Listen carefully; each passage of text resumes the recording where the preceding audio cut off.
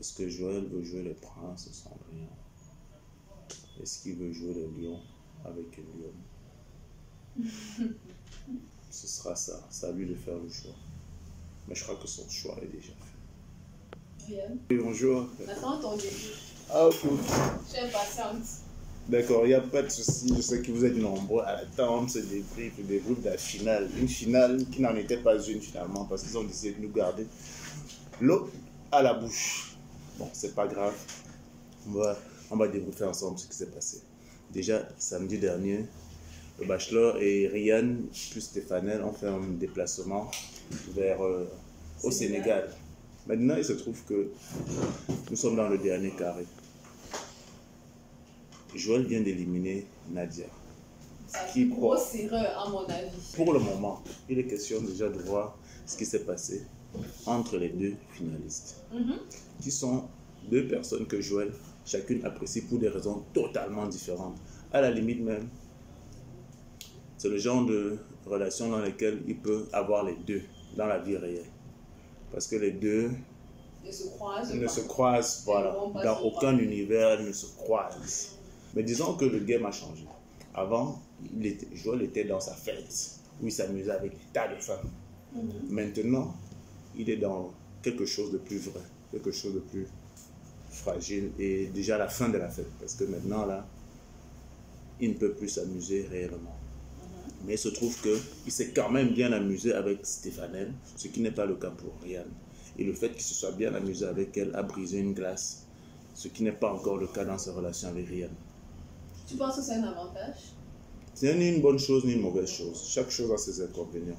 Le fait qu'il ait brisé la glace avec Stéphane leur permet un rapprochement physique constant et ils passent des moments de qualité constamment. Mais en même temps, il voit ce qu'il y a derrière. Parce que c'est souvent un rideau. Une fois qu'on le traverse, après on sait si la relation est sérieuse, portée à long terme. Ou alors, c'était juste la petite tension sexuelle du moment et une fois que c'est passé, il n'y a plus... Du moins, on a des idées claires et on réalise que peut-être il n'y a pas grand-chose derrière. Toujours est-il que, avec Ryan, ce n'est pas ce qui est le franc, mais c'est ce qui refroidit et crée toujours des petites tensions quand ils sont assis. Parce qu'ils ne sont pas encore vraiment accordés, ils ne sont pas sur la même longueur. Ils ne savent même pas s'ils sont vraiment sur la même longueur. Donc, Joël ne sait pas si elle est en train de jouer juste pour gagner le jeu, qui est le Bachelor. Oui, parce que actuellement, c'est de ça qu'il s'agit. Il est en train de se projeter. Il ne sait pas si Ryan joue pour gagner ou alors elle joue pour l'avoir, pour la vie.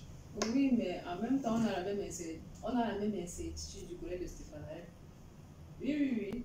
Parce que pour ma part, les rapprochements qu'on a avec le Bachelor étaient très calculés.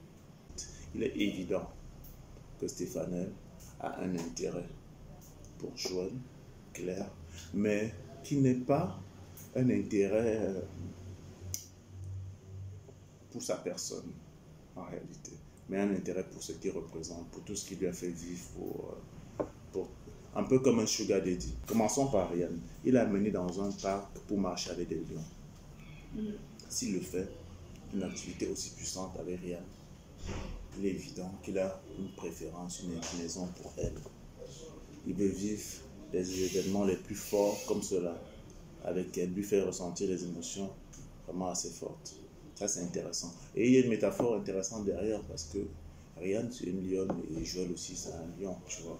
Donc, qu'ils marchent ensemble comme ça, parce que les deux ont des caractères vraiment... ça va toujours être chaud. Même quand ils auront relâché la pression, ce sera toujours quand même deux personnes.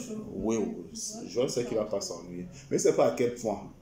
Donc c'est là où il est un peu hésitant. Il sait que derrière cette femme, il y a un tempérament quand même de feu. Dans tous les cas, rien n'est cadré. Celle qui est hors du cadre, hors de contrôle, on la connaît. On la connaît Effectivement. Rien n'est cadré, mais Joël ne sait pas s'il va pouvoir la contenir. Il peut. Oui, mais il ne sait pas. Celle pour qui devra avoir ce doute-là, c'est Stéphane. Il n'a pas ce doute pour elle, parce qu'elle est toujours toute câline, elle est toujours avec lui, elle endort. Tu penses qu'il ne connaît pas Stéphane? Non, mais heureusement, il a sa copine là. C'est sa copine qui lui permet d'avoir un regard extérieur. Parce que si ce n'était pas sa copine, il n'aurait même pas éliminé Nadia facilement. Elle, sa copine, à distance, elle a vu Nadia, elle a dit que non, ça c'est pas. C'est une fille, ouais, c'est ton style physiquement, mais est-ce que derrière, va lui poser 2-3 questions. Il allait poser les 2-3 questions. Et on sait comment ça s'est passé par la suite. Donc c'est elle qui lui permet d'avoir un peu de recul dans cette histoire. Maintenant, donc, après les lions, ils sont allés pour manger. Joël commence à poser des questions du style ouais, il y a des parties de toi que je connais pas encore, des facettes de toi. Ouais, mais Joël parle français, dis-lui que voilà, dis ce que tu as à dire. Parce qu'en réalité, la seule partie qu'ils connaissent pas, c'est vraiment la relation physique, tu vois. Pourquoi? Parce que Rian, elle se respecte. Okay? Certes, elle se fait désirer, même quand elle lui fait des câlins, c'est des petits bisous, vraiment limite, c'est même pas des vrais pelles. Donc elle se respecte, elle se réserve, elle attend de voir. Et même déjà dans le peu qu'elle donne, elle devient très exigeante dans ses attentes vis-à-vis de Joël. Alors que Stéphanel et Nadia avaient déjà tout donné depuis, elles étaient prêtes à... Ok, c'est une façon de voir la relation, une relation dans laquelle elles vont tout te donner tout le temps, de valider tout ce que tu fais. C'est le cas des autres, parce qu'il avait 3 croches, elles sont bien dans les 3. Nadia et Stéphanel n'ont jamais rien à lui reprocher. Non, il fait tout bien, même quand elles n'ont jamais rien à lui reprocher. Et là-dessus, même le plus imbécile, au bout d'un moment, tu te rends compte qu'ici, il y a un problème. Il y a un problème. Maintenant, la plus vraie maintenant, c'est la seule chose que Stéphanel lui reproche, c'est d'être avec les deux. Donc, c'est la petite jalousie de base. Autrement, lui, c'est l'homme parfait. Ce qui n'est pas le cas. Rien est la seule qui a pu le voir, qui peut te le décrire, qui peut te dire ses qualités, ses défauts, comment il voit la vie. Les autres sont encore omnibulés. Et c'est pour cela donc que, avançons dans l'histoire, il lui reproche qu'il ne connaît pas certaines facettes de tous. Il va seulement supporter.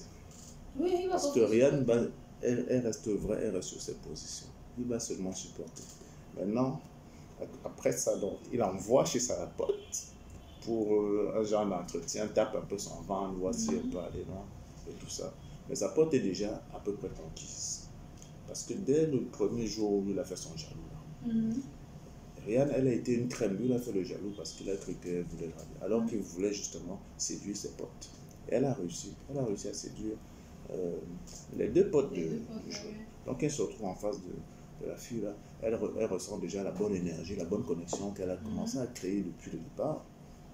Elle vient, elle est toute classe, bien digne, elle s'installe, elle se rapproche, elle parle franchement, ne dit pas des choses qui vont du genre ce que vous voulez entendre.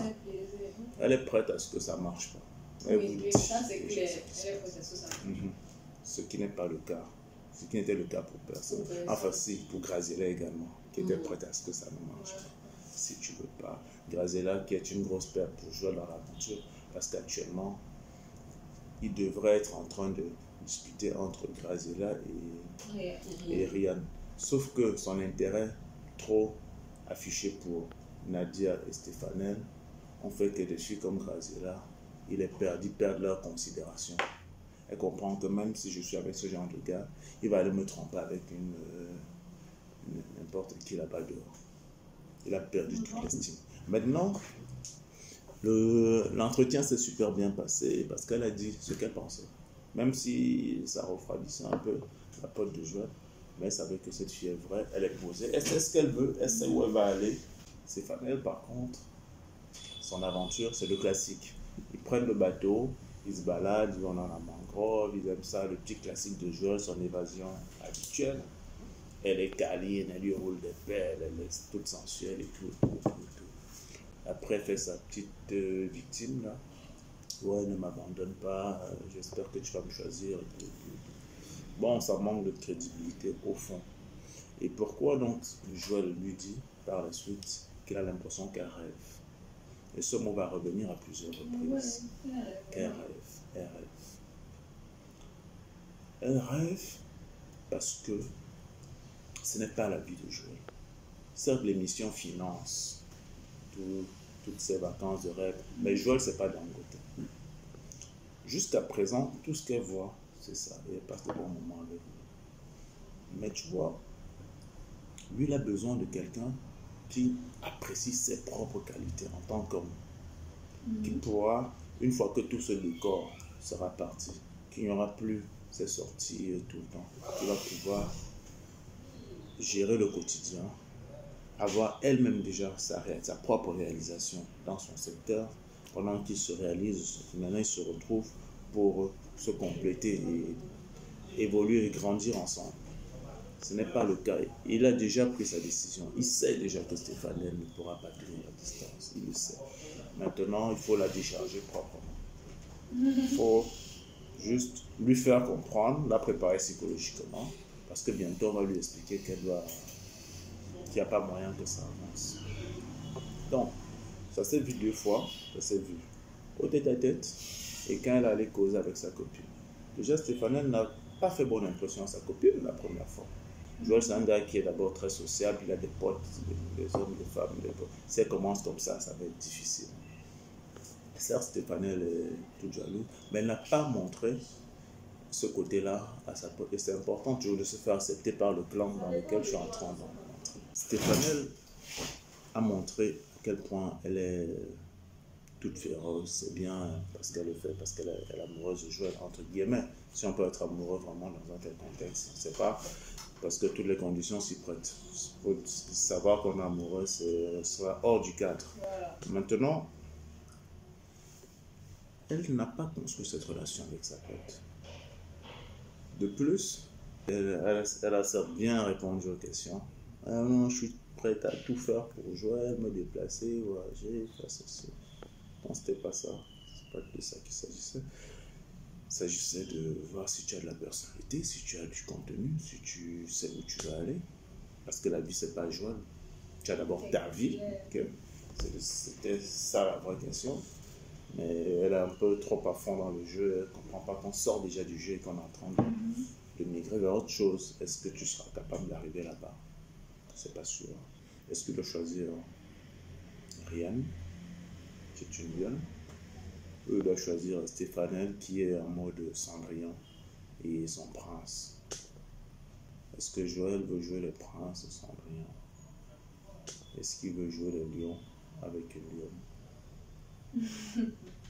Ce sera ça. C'est à lui de faire le choix. Mais je crois que son choix est déjà fait. Rien. Oui, sa pote lui a proposé, lui a suggéré Rian. Et je crois que ça ira dans le sens que lui également, il pensait déjà. Parce qu'en réalité, quelque part, il a déjà des sentiments pour les deux femmes. C'est clair, c'est sûr. Maintenant, il va éliminer celle qui pourra digérer son élimination, mais qui pourra contacter quand même par la suite. Parce que ce qui est fait, ils ont eu des liens, ils ont quelque chose à partager. Qui pourra digérer de se faire recaler? C'est la question qui doit se poser maintenant. Qui pourra digérer? À mon humble avis, aucune des deux ne pourra digérer d'être éliminée. C'est la question que lui va se poser, estimer qui va le moins être heurté, même si personne ne va totalement digérer. Qui pourra accepter un coup de fil par la suite pour lui dire, écoute, je me suis trompé, ou bien je ne me suis pas trompé, mais j'aimerais quand même qu'on se voit un peu. Et tout ça. Qui pourra accepter? C'est la question qui va se poser. Tu sais, je pense que c'est le procédé qu'il a utilisé pour éliminer Nadia. Oui, effectivement. Il s'est dit que Nadia va toujours accepter ses avances. Il peut l'avoir par un coup de fil. Voilà, exactement. Je pense que c'est exactement ça. Parce que pour cette relation, cette aventure, il y avait 3 éléments sur lesquels les filles s'appuyaient, enfin, qui géraient les relations. Il y avait le fait de se faire apprécier, se faire désirer et se faire respecter. Okay. Nadia a su se faire désirer. Et une fois que Joël est arrivé là où il devait arriver, le désir est fini. Stéphanie, elle a su se faire désirer, elle a su se faire apprécier sa compagne. Mais Joël n'a pas beaucoup d'estime de Stéphanie. Il n'y a que Rian qui coche les 3 cases. Rian se fait apprécier. Il apprécie sa compagnie, il adore être avec elle. Même si elle n'est pas son petit toutou et tout ça. Il la respecte également parce qu'elle se fait respecter. Elle tient toujours 15 s'égare. Elle le recadre et puis elle se fait désirer. Mais du style, tu vas d'abord me choisir pour que j'accepte avant d'aller plus loin. Donc, Ariane, c'est la seule qui a couché toutes les cases à ce niveau-là. Je ne parle pas d'autre chose, juste à ce niveau, dans l'interaction qu'il a eue avec les filles. Parce que c'était ces 3 croches. Et c'est comme ça que chacune s'est fait déclasser dans le dernier carré. Dommage pour Nadia qui n'aura pas pu maintenir la flamme de Joël, ni se faire vraiment respecter ou acquérir une certaine estime. Après, ça se sent, ça ne s'invente pas. Stéphanelle, elle a peut-être du potentiel, mais c'est lié aussi à son âge, elle est toute jeune. Donc elle n'a pas encore eu des choses qui pourraient là, lui donner un certain poids, une certaine consistance, comme Rian, qui déjà sait un peu plus ce qu'elle veut, est plus mature, est en train de construire un projet de vie. Donc c'est aussi lié à l'âge. Quelque part, ça se comprend. Ce n'est donc pas de la faute des autres qui sont en fait des gamines qui sortent de l'adolescence. Si une plus mature, une plus âgée est en train de réussir là où elles ne peuvent même pas encore arriver. Ça, c'est l'expérience. Il y a tout ça aussi. Voilà. Ok.